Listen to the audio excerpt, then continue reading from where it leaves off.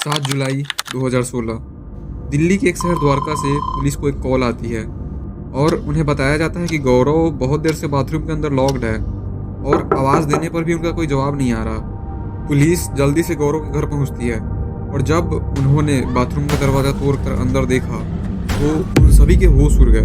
उन्हें दिखता है कि गौरव बाथरूम के फर्श पे पड़े हुए हैं और जब उन्हें चेक किया गया तो पता चला दैट गौरव इज डेड, कि गौरव अब इस दुनिया में नहीं रहे। गौरव तिवारी का जन्म 2 सितंबर 1984 को हुआ था। गौरव एक ऐसी फैमिली से आते थे जो स्पिरिट्स में या पैरानॉर्मल चीज़ों में बिल्कुल भी विश्वास नहीं करती थी, इसलिए गौरव भी इन्हीं बिलीफ्स के साथ बड़े हुए थे। गौरव बचपन से ही बहुत इंटेलिजेंट और क्यूरियस पर्सन थे और वे हर एक चीज़ को क्वेश्चन करते थे। उनका बचपन से ही सपना था एक कमर्शियल पायलट बनने का और इसलिए इसकी स्टडीज़ करने गौरव यूएसए फ्लोरिडा चले गए। वहाँ पे फ्लाइट स्कूल ने उनको एक शेयर्ड अपार्टमेंट अलॉट किया जहाँ 5 और दोस्तों के साथ वो रह रहे थे। लेकिन उस अपार्टमेंट में उनके साथ बहुत अजीब सी चीज़ें होने लगी। गौरव उस अपार्टमेंट में ऐसी एनर्जीज़ को महसूस कर रहे थे जैसा उन्होंने पहले कभी नहीं किया था। गौरव बताते हैं कि जब वे उस अपार्टमेंट में सो रहे होते थे तो उन्हें फुटस्टेप की आवाज़ आती थी, जैसे कोई खाली कमरे में चल रहा हो। गौरव को ये भी फील होता था जैसे कोई उनके कान के पास आकर कुछ बोल रहा हो, लेकिन जब वे देखने की कोशिश करते थे तो कोई दिखता नहीं था।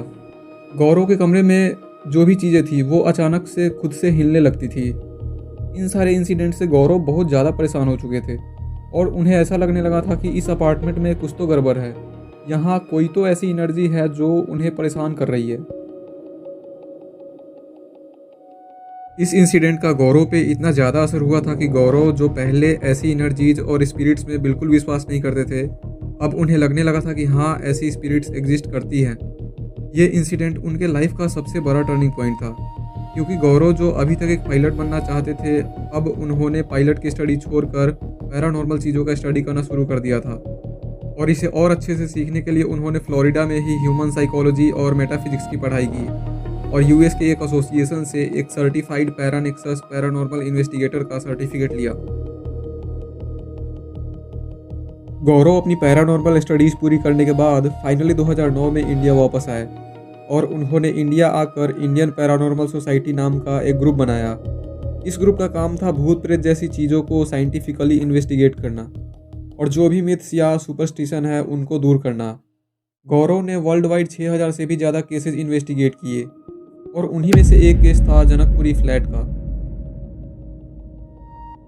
2016 की शाम को दिल्ली के जनकपुरी इलाके से गौरव को एक कॉल आता है और उन्हें बताया जाता है कि वहाँ पे एक लड़की है जो बहुत ही ज़्यादा वियर्ड बिहेव कर रही है। ऐसा लग रहा था जैसे किसी घोस्ट ने उस लड़की को पोजेस कर लिया था। गौरव अपनी टीम के साथ इस अपार्टमेंट पे पहुँचते हैं और इस अपार्टमेंट पे पहुँचते ही उन्हें किसी लड़की के बहुत ज़ोर ज़ोर से चीखने की आवाज़ आने लगी। लेकिन गौरव जैसे ही उस लड़की के सामने गए उसने चीखना बंद कर दिया और गौरव को वो लड़की घूर कर देखने लगी और थोड़ी देर बाद स्माइल करके वो दूसरे कमरे में चली गई। गौरव को ये चीज़ बहुत ज़्यादा वियर्ड लगी और किसी को कुछ समझ नहीं आया कि आखिर ये हुआ क्या। तभी उस लड़की के पिता गौरव के पास आए और उन्होंने बताया कि कुछ दिनों पहले तक उनकी बेटी बिल्कुल नॉर्मल थी, लेकिन अचानक से उसका बिहेवियर बदल गया। उसने सबसे बात करना बंद कर दिया था और हमेशा गुस्से में रहती थी। एक रात को उन्होंने देखा कि उस लड़की के हाथ में चाकू है और वो खुद को चोट पहुंचाने की कोशिश कर रही थी। ये सारी बातें सुनकर गौरव को लगा कि ये शायद कोई साइकोलॉजिकल इशू है। उस लड़की के पिता आगे बताते हैं कि इस अपार्टमेंट में सोते समय हमें बहुत ही ज़्यादा अनईजी फील होता है। चेस्ट पे एक अजीब सा प्रेशर फील होता है और ऐसा लगता है जैसे कोई हमें कंटिन्यूअसली देख रहा हो। ये सारी बातें सुनकर गौरव और उनकी टीम तुरंत इन्वेस्टिगेशन करना शुरू कर देती है। उनकी टीम ने सारे इक्विपमेंट्स को सेट किया और जांच करना शुरू कर दिया और उन्हें दिखता है कि उनके ईएमएफ मीटर में बहुत इंटेंस रीडिंग शो हो रही है। एक पर्टिकुलर रूम में उनके कैमराज बार बार फ्लैश कर रहे थे और वो भी एक नहीं बल्कि मल्टीपल कैमराज में ऐसा लगातार हो रहा था, जिससे ये लग रहा था कि यहाँ कोई एक नहीं बल्कि मल्टीपल स्पिरिट्स है। इन सारी चीज़ों का पता लगाने के बाद गौरव उस लड़की से मिलने उसके कमरे में गए।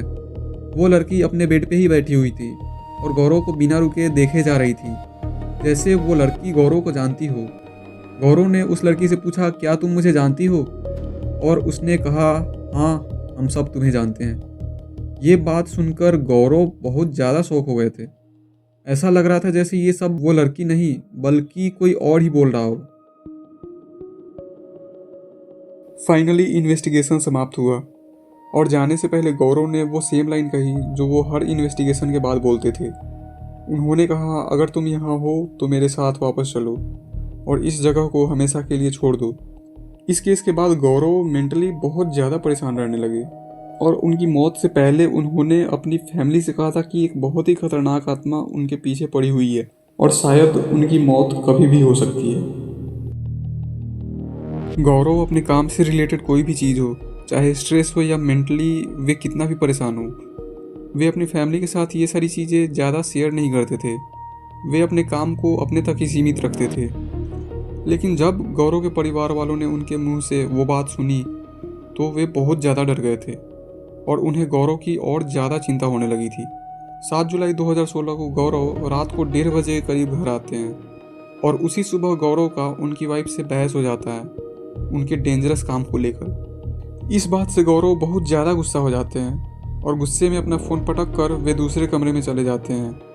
कमरे में जाने के बाद उन्होंने कुछ ईमेल चेक किए और ईमेल चेक करने के बाद वो शावर लेने अपने बाथरूम चले गए। लेकिन जब गौरव बाथरूम में शावर लेने गए तो एक बहुत ही स्ट्रेंज चीज़ हुई। लगभग आधे घंटे से भी ज़्यादा समय बीत चुकी थी लेकिन अभी तक गौरव का शावर ख़त्म नहीं हुआ था और तभी गौरव जिस बाथरूम में थे वहाँ से बहुत तेज़ आवाज़ आती है, एक बहुत ही लाउड आवाज़ आती है जैसे कोई बहुत ही भारी चीज़ ज़मीन पे गिरी हो। सभी घर वाले तेज़ी से बाथरूम की तरफ भागते हैं और वे गौरव को आवाज़ भी लगाते हैं लेकिन गौरव का कोई जवाब नहीं आता। इससे गौरव के फैमिली मेम्बर्स काफ़ी ज़्यादा डर गए और उन्होंने तुरंत पुलिस को फ़ोन लगाया। पुलिस जल्दी से गौरव के घर पहुंचती है और जब उन्होंने बाथरूम का दरवाज़ा तोड़कर अंदर देखा तो उन्हें दिखता है कि गौरव बाथरूम के फर्श पर पड़े हुए हैं।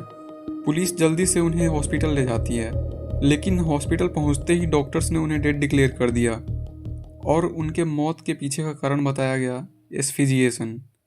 एस्फिजिएशन का मतलब होता है जब दम घुटने की वजह से किसी पर्सन का मौत हो जाए। पुलिस ने ऑफिशियली इसे एक क्लियर सुसाइड का केस बताया और उन्होंने इसके पीछे का रीज़न फाइनेंशियल प्रॉब्लम और फैमिली प्रेशर बताया क्योंकि गौरव की फैमिली को उनका काम बिल्कुल भी पसंद नहीं था और इसी कारण उनके घर में अक्सर बहस होती रहती थी।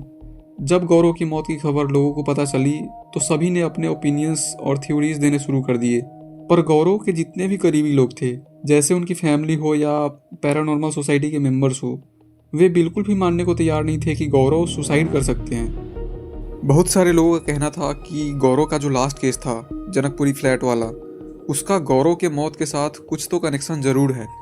लोगों का ये भी कहना था कि लास्ट केस के इन्वेस्टिगेशन के बाद कुछ स्पिरिट्स शायद उनके साथ ही उनके घर आ गई थी। कुछ लोग ये भी कह रहे थे कि गौरव की मौत इसलिए हुई क्योंकि वे रिलीजियस नहीं थे और कोई भी मंत्र या प्रैक्टिस जो स्पिरिट से या बैड एनर्जी से आपको बचाती है उन्हें फॉलो नहीं करते थे, जिससे उनके पास इन सारी स्पिरिट से लड़ने का कोई सेल्फ डिफेंस नहीं था और उन स्पिरिट्स के लिए गौरव को मारना काफ़ी आसान था। और अगर वे इन सारी चीज़ों में बिलीव करते तो शायद वो स्पिरिट्स इनकी जान कभी नहीं ले पाते। वैसे तो पुलिस ने इसे सुसाइड का केस बताकर इस केस को क्लोज कर दिया, लेकिन जितने भी लोग थे, चाहे गौरव के खुद के फैमिली मेम्बर्स हो या उनके पैरानॉर्मल सोसाइटी के मेम्बर्स हो, इवन लोगों का भी ये कहना था कि इस घटना के पीछे का कारण सुसाइड नहीं बल्कि कुछ और ही है जो शायद हम कभी नहीं जान पाएंगे और ये राज भी शायद गौरव के मौत के साथ ही चली गई। आज की वीडियो के लिए बस इतना ही, लेकिन जाने से पहले आप अपना ओपिनियन ज़रूर बताना कि आपको क्या लगता है कि गौरव की मौत की असल वजह क्या थी। क्या उन्होंने सुसाइड कर ली थी या फिर कोई और ही चीज़ थी जिसने उनकी जान ले ली थी।